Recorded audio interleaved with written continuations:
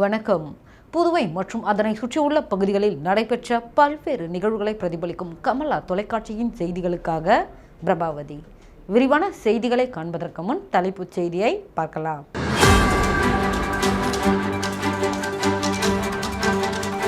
ஒரே அரசு பள்ளியில் 45 மாணவர்கள் அறிவியல் பாடத்தில் தோல்வி. புதுச்சேரி காங்கிரஸ் சார்பில் ஜெய்ஹிந்த் யாத்ரா 100க்கும் மேற்பட்டோர் பங்கேற்பு. அரசு மருத்துவமனையில் போதிய படுக்கை வசதி இல்லை, நோயாளிக்கு தரையில் வைத்து சிகிச்சை அளிக்கும் வீடியோ வைரல். இனி விரிவான செய்திகள். இந்திய ராணுவ வீரர்களுக்கு மரியாதை செலுத்தும் வகையில் புதுச்சேரி மாநில காங்கிரஸ் கட்சி சார்பில் நடைபெற்ற ஜெய்ஹிந்த் யாத்திரையில் முன்னாள் முதலமைச்சர் நாராயணசாமி உள்ளிட்ட 100க்கும் மேற்பட்ட காங்கிரஸ் நிர்வாகிகள் கையில் தேசிய கொடியுடன் பேரணியாக சென்றனர். இந்திய பாகிஸ்தான் பதற்றத்தின் போது இந்திய ராணுவத்தின் வீரத்தையும் தன்னலமற்ற சேவையையும் போற்றும் வண்ணமாகவும் ராணுவ வீரர்களுக்கு ஆதரவு தெரிவிக்கும் வகையில் புதுச்சேரி மாநில காங்கிரஸ் சார்பில் ஜெய்ஹிந்த் யாத்ரா நடைபெற்றது. மாநில காங்கிரஸ் தலைவரும் பாராளுமன்ற உறுப்பினருமான வைத்தியலிங்கம் தலைமையில் அண்ணா சிலையிலிருந்து தொடங்கிய ஜெய்ஹிந்த் யாத்ரா நேரு வீதி, மிஷன் வீதி வழியாக சென்று புதுச்சேரி சட்டமன்றம் அருகே நிறைவடைந்தது. யாத்திரையில் முன்னாள் முதலமைச்சர் நாராயணசாமி, காங்கிரஸ் சட்டமன்ற கட்சி தலைவரும் லாஸ்பேட்டை தொகுதியின் சட்டமன்ற உறுப்பினருமான வைத்தியநாதன் உட்பட 100க்கும் மேற்பட்ட காங்கிரஸ் கட்சியினர் கையில் தேசிய கொடியை ஏந்தி கொண்டு ஜெய்ஹிந்த் என முழக்கமிட்டவாறு கலந்து கொண்டனர். தரைப்படை விமானப்படை தளபதிகளுக்கு நன்றி.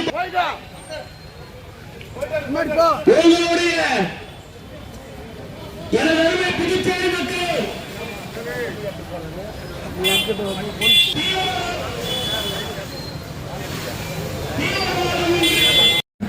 வீர வணக்கம், வீர வணக்கம். இந்திய தேசிய காங்கிரஸ் கட்சியுடைய தலைவர்கள் அனைவரும் ஒன்று கூடி மேற்கொண்டார். தேசத்தில்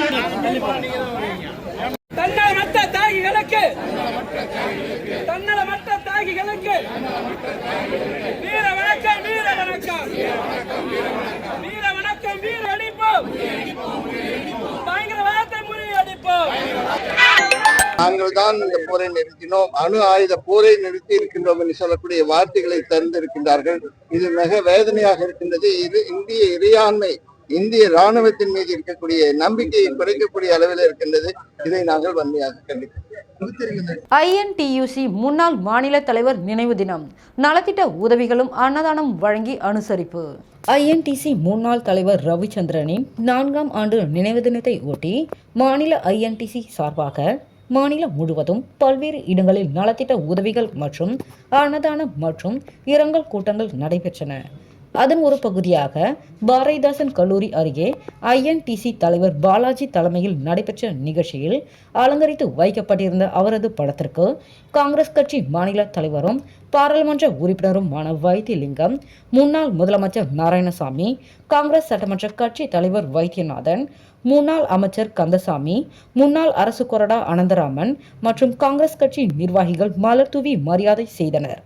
அதனைத் தொடர்ந்து ஏழை எளிய மக்களுக்கு அன்னதானங்கள் மற்றும் நலத்திட்ட உதவிகளும் வழங்கப்பட்டது.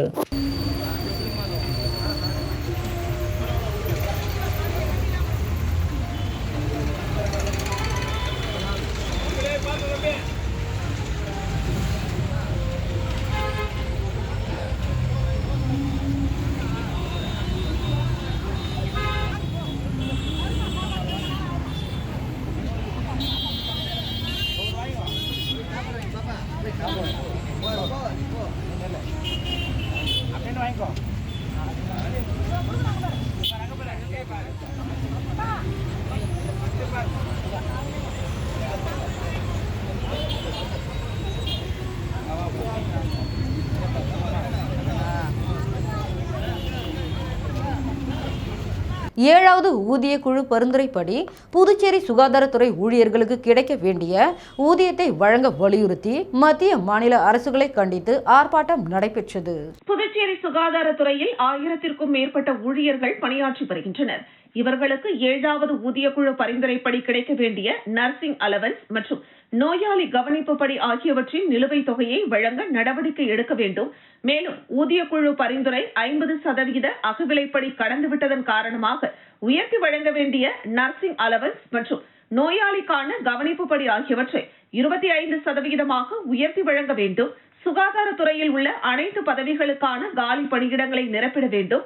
முதலமைச்சர் சட்டமன்றத்தில் அறிவித்தபடி NMH மற்றும் ஆஷா ஊழியர்களுக்கு கூடுதல் ஊதிய உயர்வு அளிக்க உடனடியாக நடவடிக்கை எடுக்க வேண்டும் உள்ளிட்ட பல்வேறு கோரிக்கைகளை வலியுறுத்தி 50க்கும் மேற்பட்ட சுகாதாரத்துறை ஊழியர்கள் மத்திய அரசின் ஆணையை கையில் ஏந்தி மிஷின் வீதியிலிருந்து சட்டப்பேரவை நோக்கி ஊர்வலமாக சென்றனர். அப்போது சட்டப்பேரவை பின்புறம் உள்ள ஆம்பூர் சாலை அருகே காவல்துறையினர் பேரணி வந்தவர்களை தடுத்து நிறுத்தினர். இதனைத் தொடர்ந்து அவர்கள் எடுத்து வந்த மத்திய அரசின் ஆணைக்கு மாலை அணிவித்து இறுதி சடங்கு செய்து நூதன போராட்டத்தில் ஈடுபட்டனர். அப்போது மத்திய மாநில அரசுகளுக்கு எதிராக கண்டன கோஷங்களை எழுப்பினர்.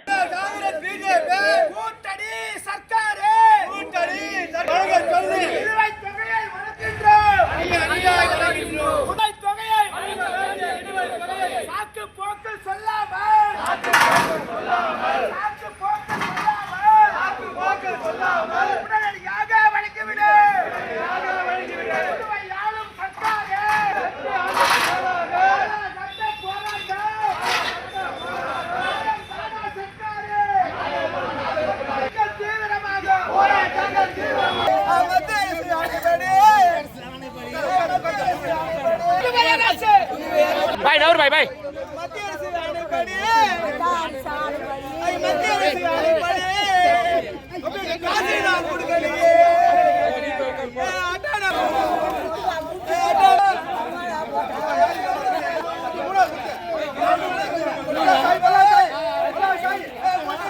புதுச்சேரியில் உள்ள அரசு பெண்கள் மேல்நிலைப் பள்ளியில் தேர்வு எழுதிய 69 மாணவிகளில் 45 மாணவிகள் அறிவியல் பாடத்தில் மட்டும் தேர்ச்சி பெறாத நிலையில் மறுகூட்டல் செய்ய கல்வித்துறை அதிகாரிகளுக்கு முதலமைச்சர் ரங்கசாமி உத்தரவிட்டுள்ளார்.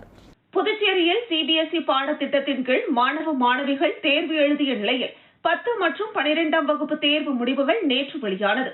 அதன்படி 12ஆம் வகுப்பு தேர்வில் புதுச்சேரி 90.39%, 10ஆம் வகுப்பில் 88.66% மாணவ மாணவிகள் தேர்ச்சி அடைந்துள்ளனர். இதற்கிடையே புதுச்சேரி நகர பகுதியில் உள்ள அரசு பெண்கள் உயர்நிலைப் பள்ளியில் 10ஆம் வகுப்பு தேர்வில் தேர்வு எழுதிய 69 மாணவிகளில் 45 பேர் அறிவியல் பாடத்தில் தோல்வியடைந்திருப்பது தெரியவந்துள்ளது. இதனால் பெற்றோர்கள் கடும் அதிருப்தி அடைந்தனர்.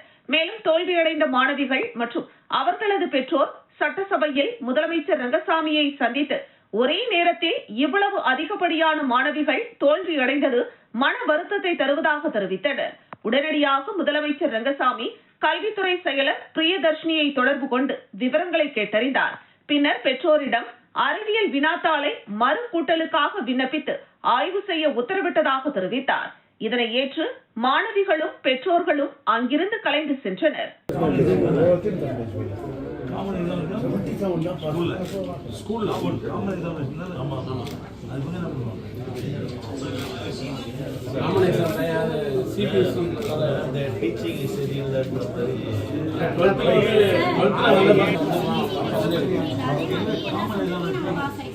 அச்சப்பட்ட மாதிரி இல்லை.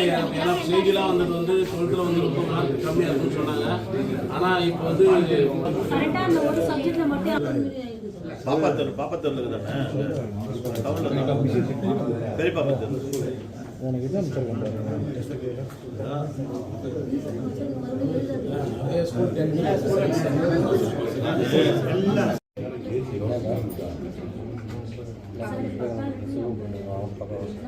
பாஸ் ஆனாங்க.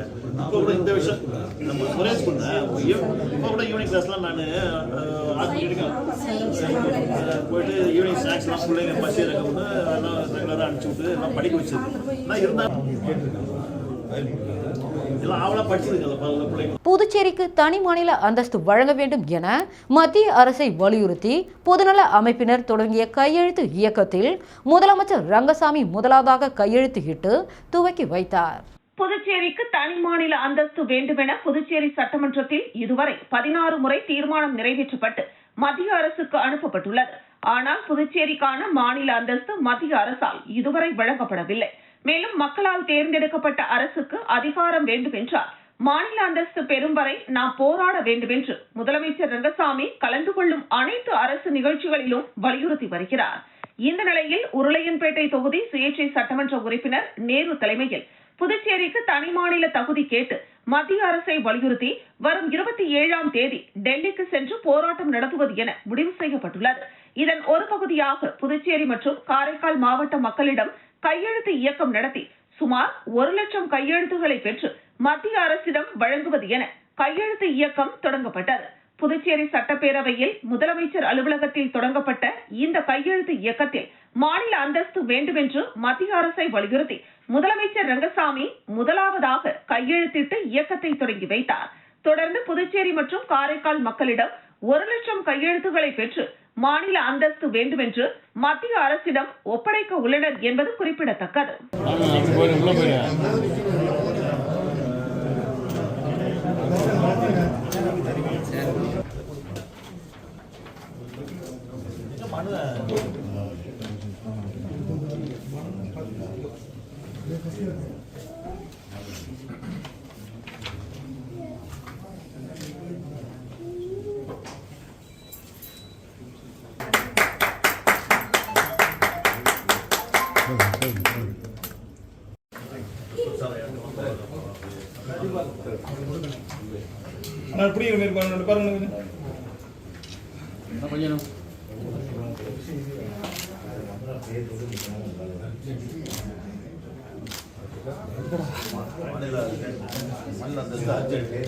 புதுச்சேரி அரசு மருத்துவமனையில் போதிய படுக்கை வசதி இல்லாததால் முதியவரை தரையில் படுக்க வைத்து சிகிச்சை அளிக்கும் வீடியோ தற்பொழுது சமூக வலைதளங்களில் வைரலாகி வருகிறது.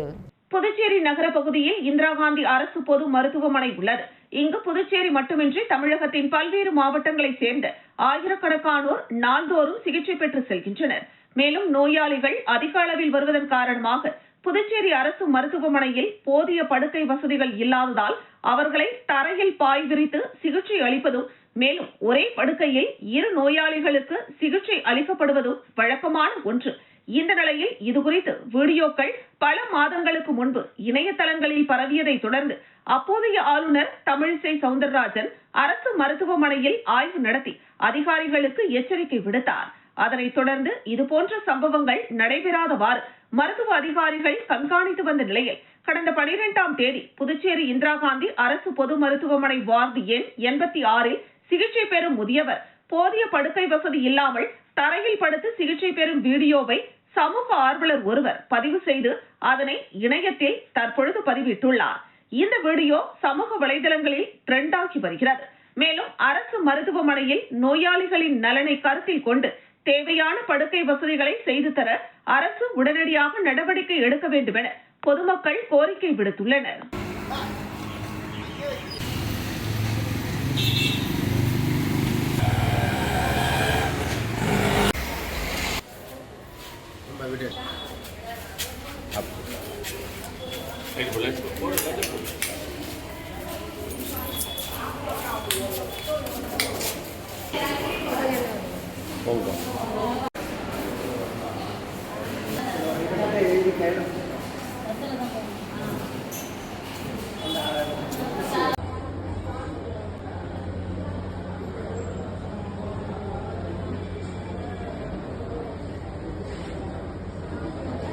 ஒரு சிறிய விளம்பர இடைவெளிக்கு பிறகு செய்திகள் தொடரும். வெற்றியை தாரக மந்திரமாக கொண்டு இன்றைய மாணவர்களை நாளைய வல்லுநர்களாக உருவாக்கி கொண்டிருக்கும் சௌமியா பாராமெடிக்கல் இன்ஸ்டிடியூட் மருத்துவம் சார்ந்த வேலை வாய்ப்பு கல்விகள். NEET repeated courses for all batches. Admissions going on. Degree courses BSc Medical Laboratory Technology, BSc Dialysis Technology, BSc Optometry Technology, BSc Radiology Medical Imaging Technology, BSc Operation Theatre Technology. Diploma courses later entry மூலம் direct second year. Uniform, record, lab coat முற்றிலும் இலவசம். படிக்கும் போதே பகுதி நேர வேலை வாய்ப்புக்கு உத்தரவாதம். 100% அரசு தர சான்றிதழ் வழங்கப்படும். டிப்ளமோ கோர்சஸ் ஃபீஸ் ரூபாய் 10,000 மட்டுமே. தவணை முறையிலும் கட்டணத்தை செலுத்தலாம். புதுவையில் ஊதியத்துடன் பயிற்சி தரும் ஒரே கல்வி நிறுவனம்.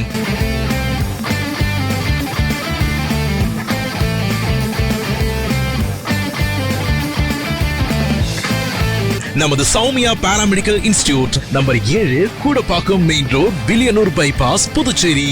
For contact 8220931846.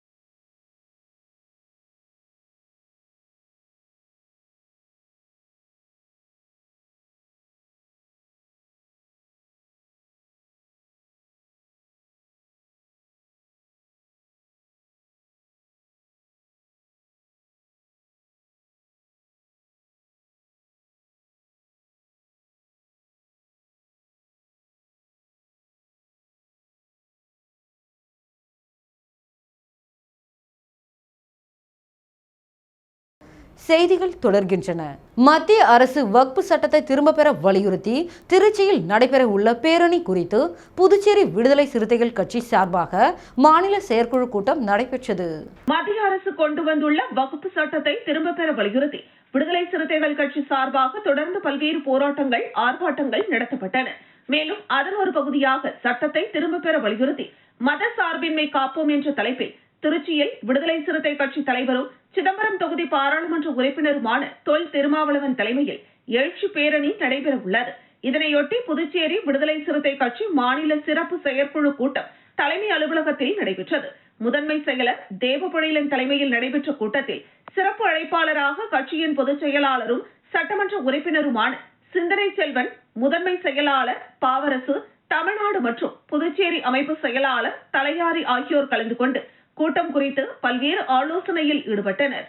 மேலும் கூட்டத்தில் அமைப்பு செயலாளர் அமுதவன், தலைமை நிலைய செயலாளர் செல்வநந்தன், தேர்தல் பணிக்குழு செயலாளர் அரிமா தமிழன், தலைமை அலுவலக செயலாளர் எழில்மாறன், ஊடக மைய செயலாளர் கார்முகில், மகளிர் அணி மாநில செயலாளர் லட்சுமி மற்றும் மாநில அமைப்புகளின் பொறுப்பாளர்கள், தொகுதி செயலாளர், விடுதலை சிறுத்தை இயக்க பொறுப்பாளர்கள் உட்பட ஏராளமானோர் கலந்து கொண்டனர். மேலும் இதுகுறித்து பொதுச் செயலாளர் சிந்தனை செல்வன் கூறுகையில், மத்திய அரசு கொண்டு வந்துள்ள சட்டத்தை, வகுப்பு வாரிய சட்டத்தை திரும்ப பெற வலியுறுத்தி வருகிற 31ஆம் தேதி நடைபெறவுள்ள எழுச்சி பேரணியில் புதுச்சேரியில் இருந்து நிர்வாகிகள் திரளாக கலந்து கொள்ள வேண்டும் என்றும் மற்றும் நிர்வாகிகள் எதிர்வரும் தேர்தலை ஒற்றுமையாக இருந்து சந்தித்து புதுச்சேரியில் சட்டமன்ற உறுப்பினரை கண்டிப்பாக உருவாக்க வேண்டும் என்றும் தெரிவித்தார்.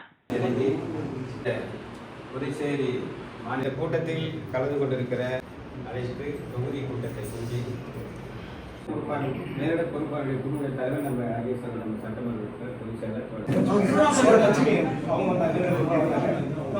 பாஜகவுடைய மதவாத பாசிசத்தை எதிர்த்து போராடிட்டு இருக்கு. மக்களை திரட்டிட்டு 450 பேர் மக்களை திரட்டி இந்த முறை வந்து கடந்த முறையோட இந்த முறை வந்து அதிகமாக 12 மேல இருக்கலாம்.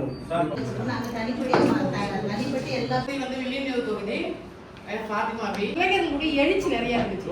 ஒவ்வொரு முகாமுக்கும் அந்தந்த முகாம் மதத்தின் பெயராலும்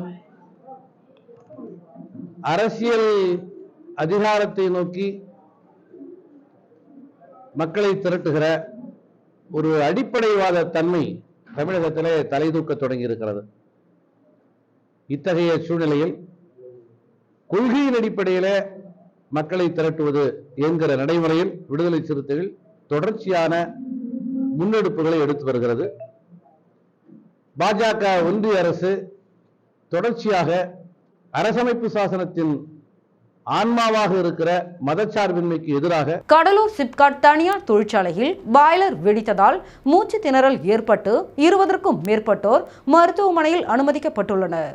சிப்காட்டில் ராயல் சூப்பர் ஃபெரிக்ஸ் என்ற தனியார் தொழிற்சாலை செயல்பட்டு வருகிறது.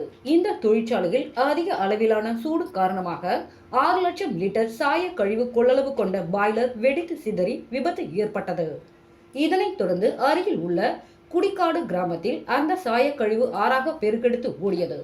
இதன் காரணமாக அப்பகுதியில் வசிக்கும் பொதுமக்களுக்கு மூச்சு திணறல், கண் எரிச்சல், கால் எரிச்சல் உள்ளிட்ட பாதிப்புகள் ஏற்பட்டுள்ளது. இந்நிலையில் பாதிக்கப்பட்ட சுமார் 20க்கும் மேற்பட்டோர் கடலூர் அரசு மருத்துவமனையில் சிகிச்சைக்காக அனுமதிக்கப்பட்டுள்ளனர். தகவல் அறிந்து வந்த தீயணைப்பு துறையினர் மற்றும் காவல்துறையினர் அப்பகுதியில் வசித்த மக்களை உடனடியாக வெளியேற்றினர். ஏற்கனவே அப்பகுதியில் சாயப்பட்டறைகள் மூலம் பொதுமக்களுக்கு பல்வேறு பாதிப்புகள் ஏற்பட்டு வந்த நிலையில் தற்பொழுது டேங்கர் வெடித்து விபத்து ஏற்பட்ட சம்பவம் அப்பகுதியில் பெரும் பரபரப்பை ஏற்படுத்தியுள்ளது.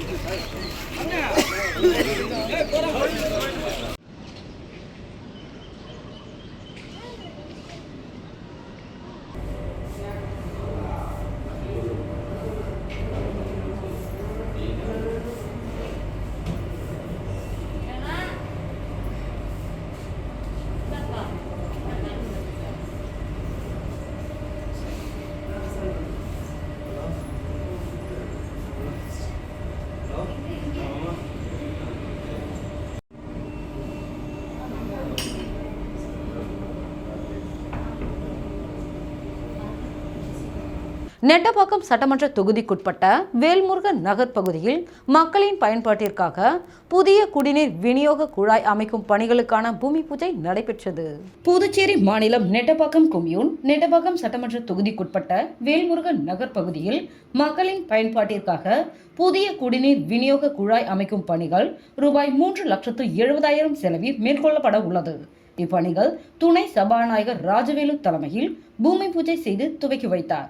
இந்நிகழ்ச்சியில் பொதுப்பணித்துறை தலைமை பொறியாளர் வீரசெல்வம், பொது சுகாதார கோட்டம் செயற்பொறியாளர் கெஜலட்சுமி, உதவி பொறியாளர் பீனா ராணி, இளநிலை பொறியாளர் திருவேங்கடம் மற்றும் அகில இந்திய என்ஆர் காங்கிரஸ் கட்சி நிர்வாகிகளும் ஊர் பொதுமக்கள் மற்றும் முக்கிய பிரமுகர்கள் கலந்து கொண்டனர்.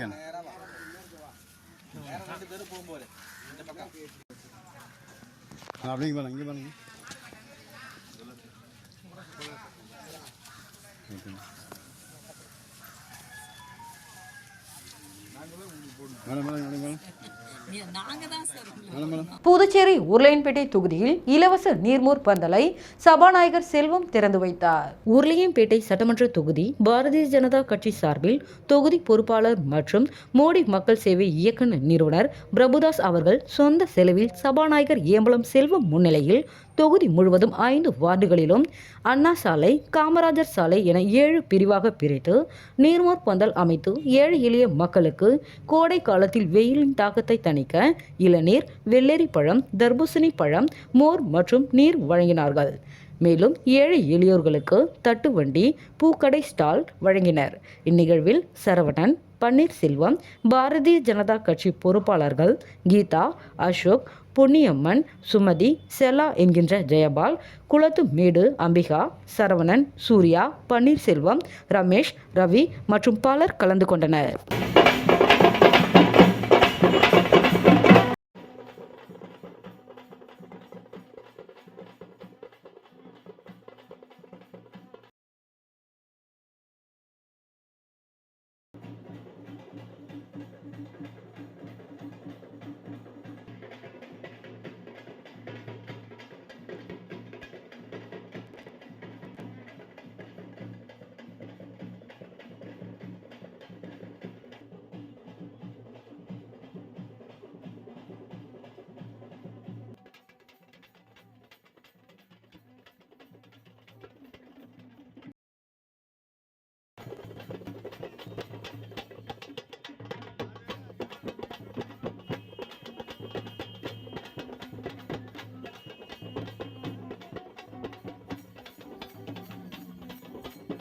நாடு முழுவதும் ஏற்கனவே பரபரப்பை ஏற்படுத்தி வரும் மெக்டொனால்டின் எக்ஸ் சீரிஸ் இப்பொழுது புதுச்சேரியிலும் கிடைக்கிறது.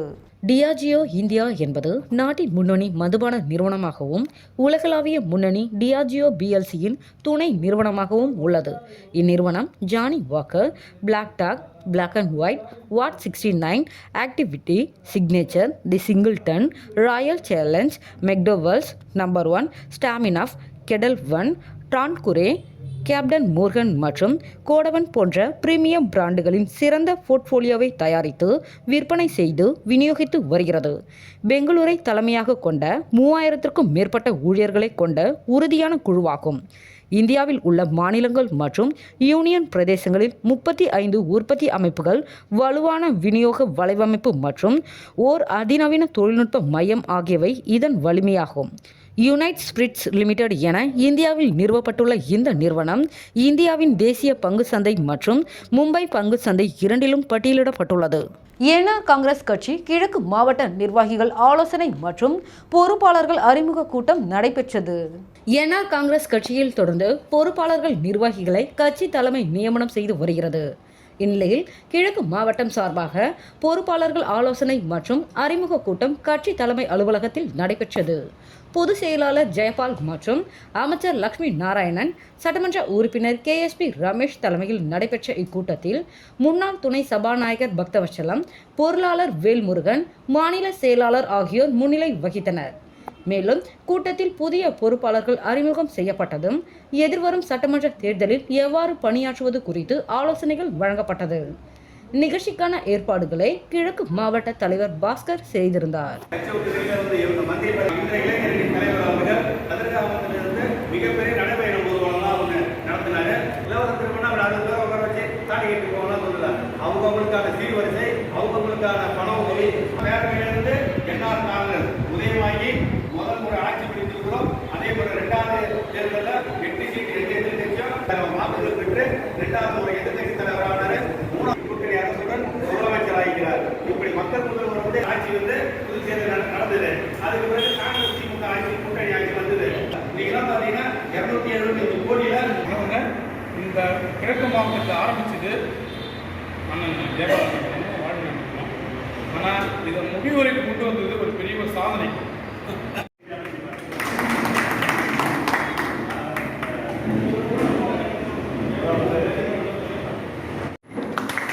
கதிர்காமம் தொகுதி பொறுப்பாளர் வடிவேல் பிறந்தநாளை ஒட்டி இளைஞரணி சார்பாக நலத்திட்ட உதவிகள் மற்றும் அன்னதானம் வழங்கப்பட்டது. கதிர்காமம் தொகுதி திமுக பொறுப்பாளர் வடிவேல் பிறந்தநாளை ஒட்டி தொகுதி முழுவதும் திமுகவினர் நலத்திட்ட உதவிகள் மற்றும் அன்னதானம் வழங்கி கொண்டாடினர். அதன் ஒரு பகுதியாக இளைஞரணி நிர்வாகி இசைமணி ஏற்பாட்டில் வழுதாவூர் சாலை சண்முகாபுரம் அருகே நலத்திட்ட உதவிகள் மற்றும் மதிய உணவு வழங்கப்பட்டது. இதில் சிறப்பு விருந்தினராக பொறுப்பாளர் வடிவேல் கலந்து கொண்டு பொதுமக்களுக்கு அன்னதானம் வழங்கினார். மேலும் நிகழ்ச்சியில் தொகுதி திமுக நிர்வாகிகள், மாநில நிர்வாகிகள் பலர் கலந்து கொண்டனர்.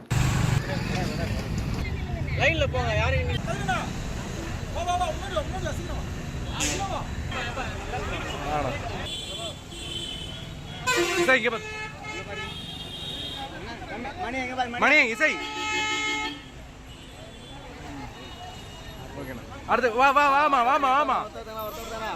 இதுக்கப்புறம் அப்படிதான், அவ்வளோதான். இதுக்கப்புறம் முடியாது. இதுக்கப்புறம்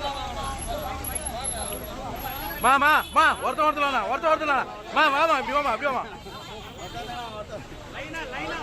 மா. நானா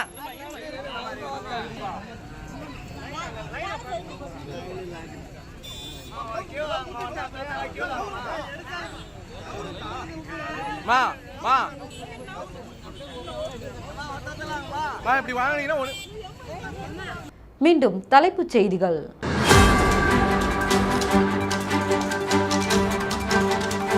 ஒரே அரசு பள்ளியில் 45 மாணவர்கள் அறிவியல் பாடத்தில் தோல்வி.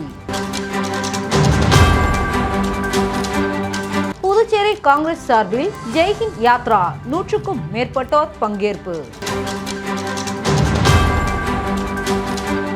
அரசு மருத்துவமனையில் போதிய படுக்கை வசதி இல்லை. நோயாளிக்கு தரையில் வைத்து சிகிச்சை அளிக்கும் வீடியோ வைரல். இதுடன் செய்திகள் நிறைவடைகிறது. செய்திகளை உடனுக்குடன் தெரிந்து கொள்ள கமலா தொலைக்காட்சி சமூக வலைதளத்தை பின்பற்றவும். நன்றி, வணக்கம்.